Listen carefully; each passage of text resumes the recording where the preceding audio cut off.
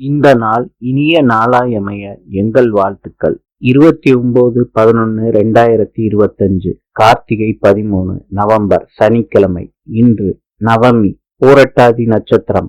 இன்றைய நல்ல நேரம் காலை 8 மணியிலிருந்து 9 மணி வரை, மாலை 4:45 5:45 வரை.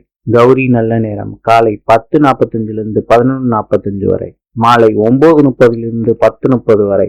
ராவுகாலம் காலை 9 மணியிலிருந்து 10:30 வரை.